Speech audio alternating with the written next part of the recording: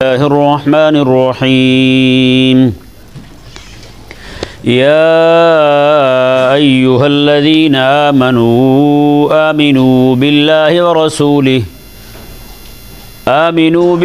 ورسوله والكتاب الذي نزل على رسوله والكتاب الذي أنزل من قبل ومن يكفر بالله وملائكته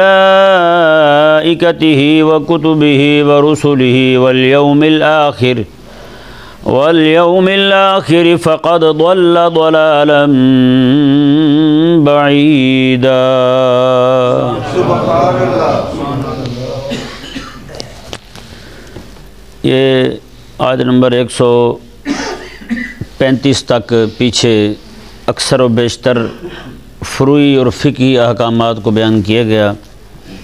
یہاں سے قریب سورت کے اختتام تک اصولی مباحث کو، ایمانی مباحث کو بیان کیا جائے گا، یعنی کہ عقائد کو بیان کیا جائے گا. اس میں بہت سی اہم مباحث جو ہیں وہ ذکر کی جائیں گی. اس ضمن میں اللہ تبارک و تعالی نے جو سب سے پہلی آیت مبارکہ نازل فرمائی، اللہ تعالی نے ارشاد فرمایا یا ایھا الذین آمنوا اے ایمان والو ایمان لاؤ، اے ایمان والو ایمان لاؤ. یہاں ایک اشکال پیدا ہوتا ہے کہ وہ تو پہلے ایمان والے ہیں، پھر ان کو کہنا کہ ایمان لاؤ، یہ تو تحصیل حاصل ہے، یہ تو اس چیز کو حاصل کرنا جو پہلے سے موجود ہے یہ نہیں، یہ تحصیل حاصل ہے. یعنی ایک بندہ سویا ہوا ہے، اسے کہنا کہ سو جا بھائی، وہ تو پہلے سویا ہوا ہے. بیٹھے ہوئے بندے کو کہنا کہ بیٹھ جا، وہ تو پہلے بیٹھا ہے. کھڑے ہوئے کو کہنا کہ کھڑا ہو جا، وہ تو پہلے کھڑا ہے. کھانا کھا رہا ہو اسے کہنا کہ کھانا کھا، وہ تو پہلے کھا رہا ہے بھائی. یہ تو کھانا چھوڑ دے پھر تو کہیں. یہاں پہ جو رب تبارک و تعالی نے ارشاد فرمایا یا ایھا الذین آمنوا ایمان والو ایمان لاؤ، تو اس اشکال کے 4 جوابات آپ کے سامنے ذکر کیے جائیں گے. سب سے پہلا جواب جو ہے وہ اس میں فرق کیا جائے گا اجمال اور تفصیل سے. اجمال اور تفصیل سے، یعنی یہ کہا گیا ان کو جو اجمالاً ایمان لائے ہیں کہ تم تفصیلاً ایمان بھی لاؤ. اجمالاً صرف یہ کہ اللہ تبارک و تعالیٰ ایک ہے بس، باقی جو اس کی توحید کے معاملات ہیں، باقی سارے اللہ تبارک و تعالیٰ کی صفات ہیں، اللہ تبارک و تعالیٰ کے افعال ہیں، اس کے اقوال ہیں، جتنی بھی چیزیں ساری کی ساری سب کو ماننا ضروری ہے. یعنی ایک تو مان لیا اللہ تبارک و تعالیٰ کو. اب اللہ تبارک و تعالیٰ نے فرمایا تم نے اجمالاً مانا ہے کہ رب ایک ہے، آگے تفصیلاً بھی مانو. تم نے رسول اللہ علیہ السلام کو یہ مان لیا نبی ہیں، یہ اجمالاً مانا ہے، تفصیلاً بھی مانو وہ آخری بھی ہیں. ہے یہ نہیں؟ اجمالاً تم نے مانا ہے کہ میرے محبوب کریم صلی اللہ علیہ وسلم جو ہیں وہ نبی ہیں. تفصیلاً بھی مانو، ان پہ قرآن بھی نازل ہوا ہے اور اس کے احکامات بھی ہیں، وہ شریعت بھی لے کر آئے ہیں جی. یہ ساری کی ساری تفصیل بھی اسی میں آئے گی. جی کتاب کو تم نے مانا ہے، اجمالاً مانا کہ رب کا قرآن ہے، اور تفصیلاً بھی مانو. سمجھ آ گیا مسئلہ؟ یہاں پہ اجمالاً ایمان لانے والوں کو تفصیلی ایمان کا حکم دیا جا رہا ہے. یعنی یہاں پہ آپ جملہ دیکھیں یا ایھا الذین آمنو جو ہے یہ خبریہ ہے کہ وہ لوگ جو ایمان لائے، یہ خبر ہے. آمنو ایمان لاؤ یہ انشاء ہے. خبر جہاں واقع ہو رہا ہے نا، خبر واقع ہو رہی ہے اجمال کی. انشاء یعنی جہاں حکم دیا جا رہا ہے وہ حکم تفصیل کا دیا جا رہا ہے. کس کا حکم دیا جا رہا ہے؟ تفصیل کا حکم دیا جا رہا ہے کہ اجمالاً تو ایمان لائے ہو، وہ تفصیلی ایمان بھی لاؤ. اچھا، دوسرا جواب اس اشکال کا یہ ہے کہ پھر فرق اس کا یہ ہوگا آمنو اور آمنو میں کہ ایمان والو ایمان لاؤ تحصیل حاصل ہو رہی ہے. اس کا فرق پھر اس طرح کیا جائے گا ابتدا اور انتہا سے. ابتدا اور انتہا سے، کیونکہ ابتدا جو ہوتی ہے وہ عموماً ناقص ہوتی ہے، انتہا جو ہوتی ہے وہ کامل ہوتی ہے. جیسے بچہ پڑھنے جاتا ہے علم، اس کی ابتدا کیا ہوتی ہے؟ کمزور ہوتی ہے، اور جیسے جیسے اس کا علم بڑھتا جائے گا وہ کمال کی طرف چلتا رہے گا، وہ کمال کی طرف. جب علم اس کا کامل ہو جائے گا تو بندہ بھی کامل ہو جائے گا. تو اس طرح کر کے رب تبارک و تعالی نے جو یہاں فرمایا خبر کے مقام پر کہ ایمان والو ایمان لاؤ، یہاں پہ حکم دیا جا رہا ہے مبتدیوں کو، جو ابتدائی لوگ ہیں، نئے ایمان لائے ہیں جی. انہیں کہا جا رہا ہے کہ اپنے ایمان کے معاملات میں آگے بھی بڑھو. جو ہم احکامات آگے تمہیں دے رہے ہیں صرف اتنے تک ایمان کے بس نہ کر جاؤ، آگے بھی مانو. وہ بھی احکامات تمہاری طرف متوجہ ہیں، اس کے بھی مخاطب تم ہی ہو. سمجھ آ گیا مسئلہ؟ تو یعنی یہ انہیں فرمایا جا رہا ہے کہ تم صرف مبتدی بن کے ہی نہ رہو بلکہ منتہی بھی بنو، اپنے ایمان کو کمال تک بھی پہنچاؤ۔ جہاں پہ آمنو خبر کا مقام تھا وہاں پر مراد مبتدی ہے، اور جہاں پر انشاء ہے وہاں پر انہیں حکم دیا جا رہا ہے کہ منتہی بنو، اپنے ایمان کو انتہا تک پہنچاؤ، اپنے ایمان کو انتہا تک پہنچے گا تو کمال تک پہنچے گا۔ جی تیسرا اشکال، اس اشکال کا تیسرا جواب جو ہے وہ یوں دیا جا سکتا ہے کہ مقام خبر جو ہے وہ ہے ظاہر کے مقام پر، مقام خبر سے مراد وہ لوگ ہیں جو ظاہری طور پر ایمان لائے تھے، اور جس چیز کا آگے مطالبہ ہو رہا ہے انشاء کے مقام پر وہ مطالبہ ہو رہا ہے باطن کے حساب سے، یعنی وہ لوگ جو منافقین تھے جن کا دعویٰ تھا کہ ہم مومن ہیں لیکن حقیقت میں مومن نہیں تھے، زبان سے کہتے تھے کہ ہم مومن ہیں لیکن حقیقت میں مومن نہیں تھے، وہ کافر تھے۔ منافق بھی کافر ہوتا ہے لیکن یہ کافر سے بھی زیادہ سخت ہوتا ہے، اس کے معاملات بڑے ہی گمبھیر ہوتے ہیں، خطرناک ہوتے ہیں۔ تو اللہ تبارک و تعالیٰ نے ان منافقوں کو خطاب کرتے ہوئے فرمایا کہ تم جو ظاہری ایمان لائے ہو باطنی بھی ایمان لاؤ، اس ایمان کی چاشنی کو، مٹھاس کو اپنے دلوں میں بھی جانے دو، وہاں بھی پہنچنے دو۔ سمجھ نہیں آیا مسئلہ؟ تو یہ تیسرا جواب ہوا۔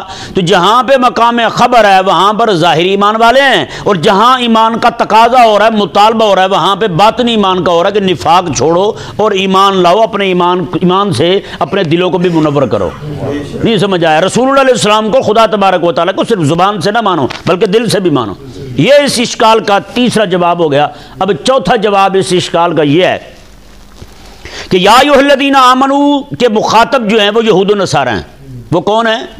یہود و نصارہ ہیں جی۔ اور آمنو جو ہے جہاں پہ مقام انشاء ہے وہاں پہ ان یہود و نصارہ کو حکم دیا جا رہا ہے کہ تم، یعنی کہ پیچھے دیکھیں ذرا، یا ایھا الذین آمنو، اے ایمان والو۔ کیا مطلب ایمان والو؟ یہودی نصرانی جو کافر ہیں، پھر ایمان والا کیوں کہا؟ مطلب یہ ہے، اس دونوں کا فرق یہ اس طرح کریں گے ہم کہ اے انبیاء سابقین پر ایمان رکھنے والو، اے آدم سے لے کر موسیٰ تک ایمان رکھنے والو، آدم سے لے کر عیسیٰ تک ایمان رکھنے والو، تو میں کہ آمنو، اس حبیب کو بھی مانو، یہ بھی میرا نبی ہے۔ ہاں وہ نبی ہیں تو یہ بھی نبی ہے، اسے بھی مانو۔ یہ نہیں کہ انہیں مان لیا تمہارے لیے کافی ہو گیا، نہ۔ میں کہ انبیاء کرام علیہ السلام میں سے کسی ایک کا انکار کفر ہے۔ یہودی اور نصرانی، یہودی جو ہے وہ حضرت موسیٰ علیہ السلام تک یا ان کے بعد تک جو انبیاء کرام علیہ السلام تشریف لائے، عیسیٰ علیہ السلام سے پہلے تک، کیونکہ عیسیٰ علیہ السلام کے انکاری ہیں یہودی ہیں جی، ان تک سب کو مانے، اور وہ عیسیٰ علیہ السلام کا انکار کر دے یا میرے آقا علیہ السلام کا انکار کر دے پھر بھی کافر ہے۔ اور نصرانی جو ہے باقی سب کو مانے، میرے آقا علیہ السلام کو نہ مانے پھر بھی کافر ہے جی۔ اور کوئی بندہ آقا علیہ السلام کے بعد کسی اور نبی کا آنا جائز سمجھے، جیسے مرزا قادیانی دجال ہے، وہ کہتا ہے میں نبی ہوں، اور اس ذلیل نے ایسا دروازہ کھولا مرزا قادیانی نے کہ اس کے بعد تو دھڑا دھڑ اس کی جماعت میں نعوذ باللہ من ذالک نبوت کا دعویٰ کرنے والے اٹھ رہے ہیں، ایسے چوڑے جو ہیں وہ نبوت کا دعویٰ کر رہے ہیں۔ تو رب تبارک و تعالی نے جہاں پہ مقام خبر ہے نا وہاں سے مراد یہود و نصارہ ہیں جو پچھلے انبیاء کو یعنی انبیاء سابقین کو ماننے والے ہیں۔ جہاں مقام انشاء ہے وہاں انہیں خطاب کیا جا رہا ہے کہ تم صرف ان کو مان کے بس نہ کر جاؤ بلکہ میرے حبیب کریم علیہ السلام کو بھی مانو۔ اب یہاں پہ جو اشکال تھا کہ اللہ تبارک و تعالی نے ایمان والوں کو کیوں کہا ایمان لاؤ، یہ تو تحصیل حاصل ہے، وہ اشکال رفع ہو گیا 4 وجوہ سے۔ کتنی وجوہ سے رفع ہوا؟ 4 وجوہ سے بحمد اللہ تعالی۔ اللہ تبارک و تعالی نے آگے ایمانیات کو بیان فرمایا کہ ایمان کن کن پر لانا ہے۔ آمینو باللہ، ایمان لاؤ اللہ پر۔ کس پر ایمان لاؤ؟ اللہ پر ایمان لاؤ۔ ایمان والو ایمان لاؤ اللہ پر، یعنی کیا مطلب ہے؟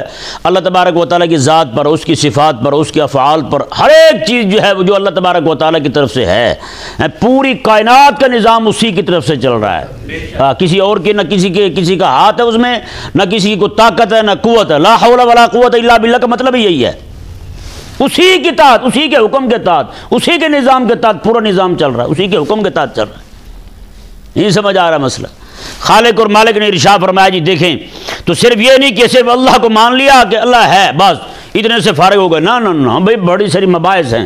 آپ اٹھا کر کے دیکھیں فقہ کی کتابیں، ایمانیات کی کتابیں، دینیات کی کتابیں، دینیات کی وہ کتابیں نہیں جو سکول میں پڑھائی جاتی ہیں، یہ دینیات کی جو علماء اسلام نے لکھی ہیں کتابیں، وہ اٹھا کر دیکھیں کیسے کیسے مسائل ہیں اور کتنی کتنی باتیں ہیں، ایسی باریک باتیں ہیں جو ہم نعوذ باللہ من ذالک اللہ تبارک و تعالیٰ کے بارے میں بول دیتے ہیں اور بندہ ایمان سے فارغ ہو جاتا ہے۔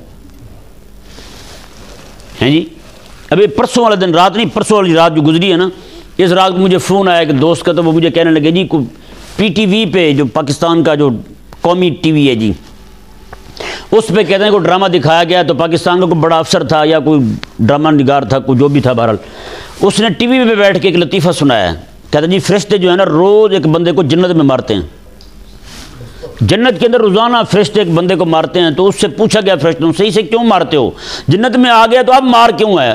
تو کہتے ہیں اس سے فرشتے روز پوچھتے ہیں ہاں بتا جنت کیسی ہے، کہتا ہے جنت تو خیر ٹھیک ہے لیکن لاہور لاہور ہے۔ اب ذرا اندازہ لگائیں آپ کیا احمقانہ ہیں جی، تمہیں خدا تبارک و تعالیٰ کی جنت ہی بچی ہے مذاق اڑانے کے لیے؟ جس جنت کے بارے میں رب تبارک و تعالیٰ فرمایا وہاں نہ تھکاوٹ ہوگی نہ تکلیف ہوگی کچھ بھی نہیں ہوگا، وہاں تو اسے جوتے مارنے کے واقعات سنا رہا ہے اس جنت کی طرف منسوب کر کے۔ نعوذ باللہ من ذالک، اس طرح کی بات کرنا یہ تو رب تبارک و تعالیٰ کے قرآن کا مذاق ہے یار، رب تبارک و تعالیٰ کے قرآن کا انکار ہے۔ اللہ تبارک و تعالیٰ نے ارشاد فرمایا جی دیکھیں آگے، والکتاب، اور کتاب پر بھی ایمان لاؤ۔ یہاں کتاب سے مراد جو ہے نا وہ ہے قرآن کریم۔ کیا ہے؟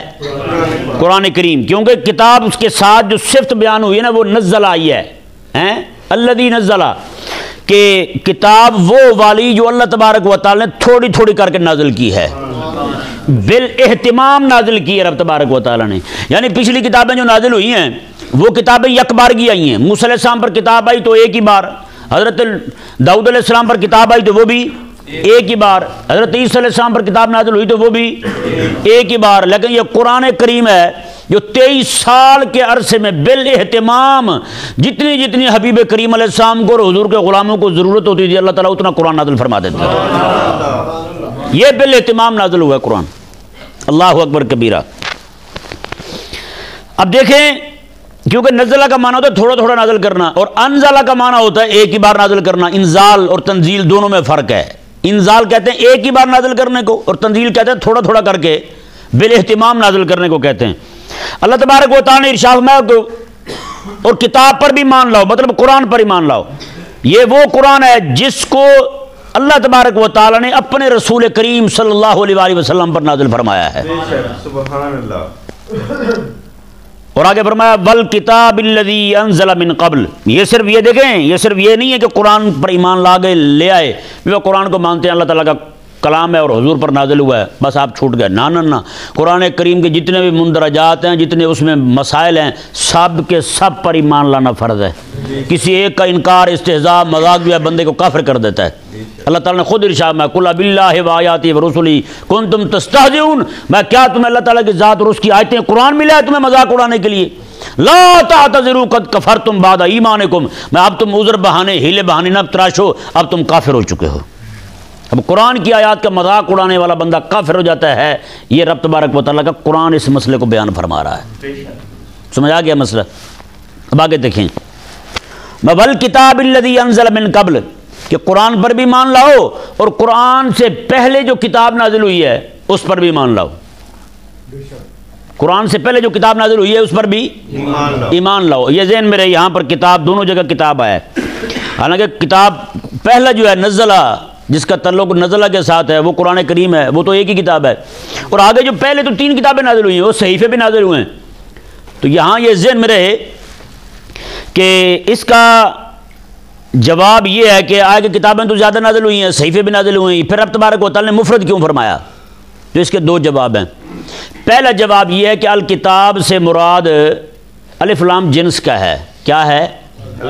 الف لام جنس کا ہے، مطلب یہ کہ جتنی بھی کتابیں اللہ تعالیٰ کی نازل ہوئی ہیں نا، جتنے بھی صحیفے نازل ہوئے ہیں سب پر ایمان لانا فرض ہے، سب پر ایمان لانا فرض ہے۔ تو پھر کتاب مراد ایک کتاب نہیں ہوگی، مراد اس سے جیسے آپ کہتے ہیں 100 کتاب آئی ہوئی ہے یار، ہیں کتابیں آپ کے پاس پڑھی ہوئی، آپ کہتے ہیں اتنی کتاب، یار بڑی کتاب ہے اس کے پاس، حالانکہ بڑی کیا ہے کہ پھر کتاب ایک لفظ بولنا مطلب کیا ہے؟ یہاں پہ یہ جنس کا معنی دے رہا ہے کہ یعنی اتنی جنس ہے کتاب کی ہیں کہ بہت تعداد ہے اس کی۔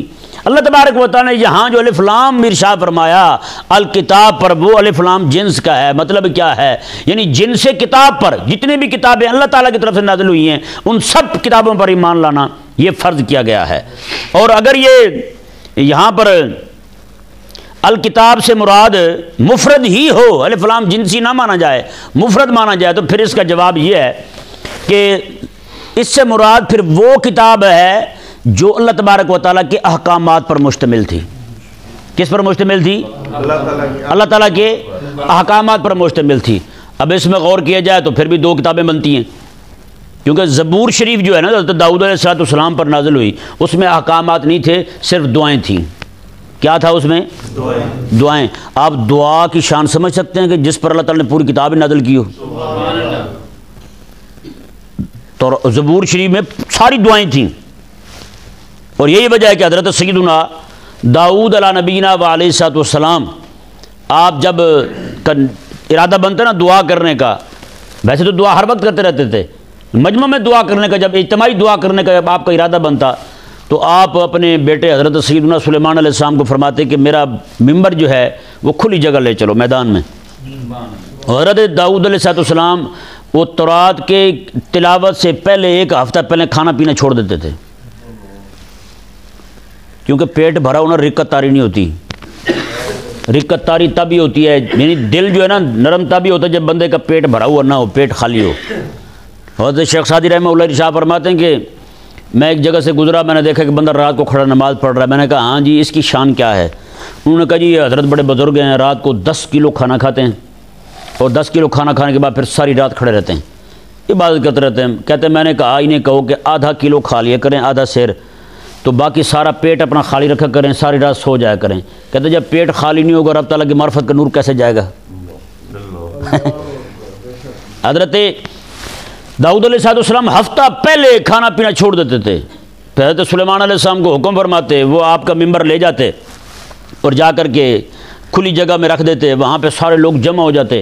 آپ جب تلاوت کرتے تھے نا جی، پرندے تک اڑتے ہوئے وہ بھی ٹھہر جاتے سنتے، کئی سارے پرندے مر جاتے، کئی سارے بندے فوت ہو جاتے زبور شریف کو سن کر کے. جب وہ بعد میں جنازے اٹھانے لگتے تو حضرت سلیمان علیہ السلام کہتے ابا جی آپ نے اتنے بندوں کو مار دیا ہے. حضرت داؤد علیہ السلام فرمایا کرتے بیٹے میں نے نہیں مارا، ان کو رب کی محبت نے مارا ہے. یہ رب تبارک و تعالیٰ کے عشق میں فوت ہوئے ہیں، ہاں اس کی محبت میں فوت ہوئے ہیں. یہ واصل باللہ ہیں، عارف باللہ ہیں، ہاں یہ اللہ تبارک و تعالیٰ کے محب ہیں جو اللہ تبارک و تعالیٰ کی محبت میں اس کا کلام سنتے ہوئے فوت ہو گئے ہیں جی. تو اب رہ گئی 2 کتابیں. زبور شریف تو احکامات پر نہیں، وہ ادعیہ پر ہے، وہ میں نے بتا دیا آپ کو. اب رہ گئی انجیل اور تورات. تو یہ ذہن میں رہے مستقل کتاب احکامات پر وہ تورات ہے. وہ کون سی کتاب ہے؟ تورات ہے. اور انجیل جو ہے وہ ہے تتمہ تورات کا. انجیل کیا ہے؟ تتمہ ہے تورات کا. اصل کتاب جو ہے وہ احکامات کی جو بنی اسرائیل پر نازل ہوئے وہ صرف اور صرف تورات ہے. انجیل جو ہے وہ تتمہ ہے، اسی کے کچھ مسائل، بقیہ مسائل اللہ تبارک و تعالی نے اس میں بیان فرمائے، کیونکہ حضرت سیدنا عیسیٰ علیہ نبینا و علیہ السلام آپ تورات کے بھی مبلغ تھے. کس کے مبلغ تھے؟ تورات کے بھی مبلغ تھے. آپ تورات شریف کی بھی تبلیغ فرمانے والے تھے. تو اب تورات اور انجیل احکامات پر جو 2 کتابیں ہیں وہ ہو گئیں ایک. کیا ہو گئیں؟ ایک کتابیں ہو گئی. زبور ہو گئی ادعیہ پر مشتمل. تو اب اس سے ثابت ہو گیا کہ اللہ تبارک و تعالی نے جو فرمایا کہ پہلی کتاب پر ایمان لانا ہے، تو اس کتاب سے مراد احکامات کی کتاب ہے، اور احکامات کی 2 کتابیں ہیں تورات اور انجیل. مستقل کتاب تورات ہے، انجیل اس کا تتمہ ہے. لہذا ثابت ہوا کہ الکتاب کہنا یہاں بالکل درست ہے. الکتاب کہنا یہاں بالکل درست ہے. آگے دیکھیں جی اللہ تبارک و تعالی نے ارشاد فرمایا کہ الکتاب الذی انزل من قبل، فرمایا اس کتاب پر بھی ایمان لاؤ جو یک بار کی نازل ہوئی، جو یک بار کی نازل ہوئی، ایک ہی بار نازل ہوئی. اللہ تبارک و تعالی نے یہاں پر وہ چیزیں بیان کی جن پر ایمان لانا ضروری تھا. ہیں جی ایمان لانا ضروری تھا. آگے اللہ تبارک و تعالی وہ بیان فرما رہا ہے، یعنی پہلے مثبت چیزیں بیان ہوئیں، اب منفی چیزیں بیان ہو رہی ہیں کہ یہ کرنے والا بندہ کافر ہو جائے گا. پہلے بتایا کہ یہ ماننے والا بندہ مومن ہوتا ہے، اب بتایا رب تبارک و تعالی یہ کرنے والا کافر ہو جائے گا. آج لوگ بڑا کہتے ہیں جی ایمان والی مثبت باتیں بتائیں، ہیں جس سے نقصان ہوتا ہے وہ نہ بتائیں، ہمیں جس سے نقصان ہوتا ہے وہ نہ بتائیں. لیکن رب تبارک و تعالیٰ کے قرآن کا منہج دیکھیں. اللہ تبارک و تعالیٰ جہاں یہ فرما رہا ہے کہ ان چیزوں کو ماننے سے بندہ مومن ہوتا ہے، وہاں رب یہ بھی فرماتا ہے کہ ان کے انکار سے بندہ کافر بھی ہو جاتا ہے. اللہ اکبر کبیرہ. اللہ تعالیٰ نے ارشاد میں وَمَن یکفر باللہ، اور جو کوئی انکار کرے اللہ کا، صرف یہ نہیں کہ صرف کہ میں اللہ تعالیٰ کو نہیں مانتا، نہ اس کی ذات کا، اس کی صفات کا، اس کے افعال کا، اس کے اقوال کا، اس کے انبیاء کا، اس کے ملائکہ کا، کسی کا بھی انکار کرے بندہ کافر ہو جائے گا۔ بندہ کیا ہو جائے گا؟ وملائکتہ، اور اس کے ملائکہ کا انکار کرے تب بھی بندہ کافر ہو جائے گا۔